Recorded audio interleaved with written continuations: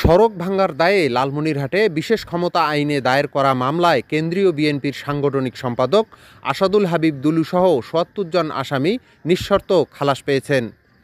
সোমবার ১২ মে দুপুরে লালমনিরহাট জেলা ও দায়রা জজ আদালতের বিচারক আদিব আলী এ আদেশ দেন।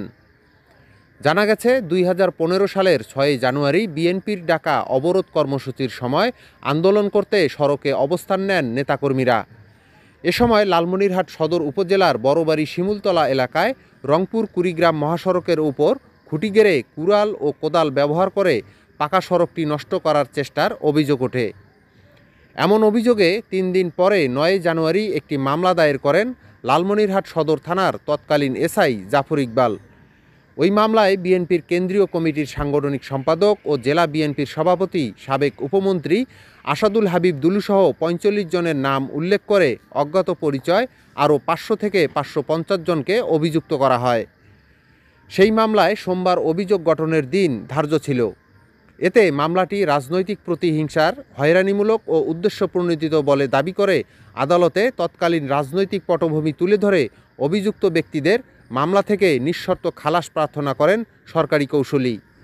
আদালত যুক্তিতে সন্তুষ্ট হয়ে রায় ঘোষণা করে অভিযুক্ত সকল আসামিকে নিঃশর্ত খালাস প্রদান করেন। লালমনিরহাট জেলা ও দায়রা জজ আদালতের সরকারি কৌঁসুলি পিপি কে এম হুমায়ুন রেজা বলেন, মামলাটির অভিযোগ গঠনের দিন ধার্য ছিল। মামলাটি তৎকালীন রাজনৈতিক পটভূমি সহ সার্বিক অবস্থার কথা তুলে ধরে মামলাটিকে হয়রানিমূলক ও উদ্দেশ্যপ্রণোদিত বলে আদালতকে বুঝাতে সক্ষম হওয়ায় আদালত সন্তুষ্ট হয়ে অভিযুক্ত ব্যক্তিদের মামলা থেকে নিঃশর্ত খালাস দিয়েছেন। বিএনপি নেতা আসাদুল হাবিব দুলু উপস্থিত সাংবাদিকদের বলেন, আজ আদালত থেকে ন্যায় বিচার পেলাম। এতে প্রমাণ হলো কোনো ফ্যাসিবাদী সরকার মিথ্যা মামলা দিয়ে গণতান্ত্রিক অধিকার ও গণতান্ত্রিক আন্দোলনকে ঠেকিয়ে রাখতে পারে না, বরং গণ আন্দোলনের মুখে তারাই পতনের শিকার হয়, দেশ ছেড়ে পালিয়ে যেতে বাধ্য হয়। লালমনি প্রতিদিন নিউজ ডেস্ক।